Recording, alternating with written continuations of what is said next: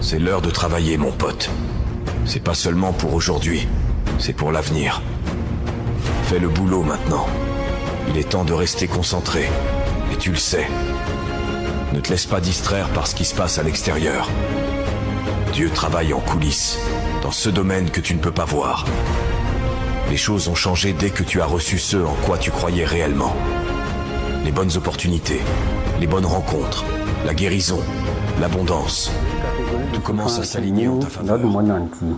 Et maintenant, la première catégorie, je peux dire que c'est une souffrance qui est mauvaise, tellement mauvaise, comme le nom l'indique, c'est une grande souffrance. Et maintenant, la seconde catégorie, c'est une opportunité ou bien une liberté déguisée en souffrance. Dans cette vidéo, nous allons parler de ces deux types de souffrance. Bonjour chers amis, j'espère que vous allez bien. Moi je vais très bien ici. Je m'appelle Alassane Nibiabou, je suis créateur de contenu. Dans cette vidéo, nous allons parler de ces deux types de souffrance. Sans plus tarder, veuillez vous abonner, liker et de partager pour ne plus rater aucune de nos vidéos. Les deux types de souffrance qui existent sont la première catégorie de souffrance, c'est la souffrance destructive que j'appelle souffrance négative ou bien souffrance du regret. Dans ce genre de souffrance, l'homme n'arrive pas à s'épanouir. Il n'arrive pas à gagner ce qu'il veut en réalité. Et même, comme on dit dans le mythe des cavernes, l'homme est dans un sous-sol où il ne comprend rien du tout. C'est ce pourquoi Montesquieu a dit l'homme n'est pas malheureux parce qu'il a d'ambition, il est malheureux parce qu'il en est dévoré. Ce n'est pas pour rien qu'il a dit. Parce que toutes les ambitions que tu nourris, tu n'arrives pas à matérialiser ça en face. Tu n'arrives pas à grandir soi-même. Il y a d'autres qui payent sur toi, soit c'est toi-même qui ne comprends pas ce que tu fais. Et ce genre de souffrance n'amène personne à nulle part. Pour la petite anecdote, lorsque moi j'étais en 3 années d'université, en économie, j'avais une camarade, une collègue de classe. Lorsqu'on est sorti d'un cours, j'ai préféré qu'on travaille un peu sur des exercices que le prof nous a donnés. Maintenant, lors du traitement de ces exercices, un coup de fil est survenu. Et elle a pris cet appel. Mais après avoir communiqué, elle me fait comprendre, elle a commencé par verser les larmes. Et ces larmes, je lui ai demandé quoi, qu'est-ce qui ne va pas? Elle me fait comprendre que c'est son papa qui vient de l'appeler du village pour l'informer qu'elle est demandée en mariage. Et que son papa a accepté. D'ici 2 mois, elle sera mariée. Moi, ma première question, parce que moi je suis étonné. Ma première question, je me suis dit, ah bon, waouh, qu'est-ce qui se passe? Et toi, tu es d'accord? Elle a dit qu'elle est obligée d'accepter ce que les parents disent. Et pour ne pas trahir aussi à la tradition, elle est obligée d'aller se marier. Bon, moi je me dis, ok, parce que comme c'est un choix, tu peux faire ce que tu en veux. Maintenant, 2 ans après, on s'est revu avec cette même dame.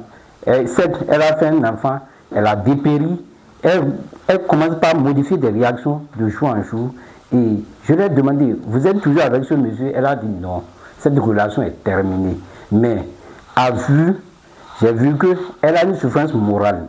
Et également, il y a une souffrance physique qui se prouve. C'est ce pourquoi la souffrance même en général, c'est une douleur physique ou morale. L'état de celui ou de celle qui souffre. Donc, comme ça, cette personne ne se retrouve pas. Et la deuxième catégorie des souffrances, c'est une souffrance, c'est une souffrance constructive. Moi, je me dis que c'est une souffrance positive ou la souffrance du non-regret. Pourquoi je l'appelle ainsi? Au début, tu vois que tu souffres, mais par la suite, c'est un peu une souffrance. Tu te vois réussir et réaliser tes rêves. On prend le cas d'un joueur de football. Pour l'apprentissage, et même lors du jeu, il transpire. Mais s'il parvient à mettre un but, ou bien son équipe parvient à mettre un but, tout le monde est content, même le joueur qui a mis le but, malgré qu'il transpire, il est épanoui. Et cette souffrance t'amène parfois même dans la classe des grands. Ça te permet de grandir, de s'épanouir et d'avoir l'excellence en soi, d'être libre de tes mouvements, de ton soi et de prendre ce que vous voulez. Donc cette souffrance ne n'est pas une souffrance en réalité. Pour un second exemple, on peut prendre le cas d'un élève ou bien d'un étudiant qui est en train d'apprendre. Pour apprendre, ce n'est pas du tout facile. Si tu apprends, tu as toutes les souffrances de ce monde. Surtout les enfants pleurent, même un grand aussi pleure.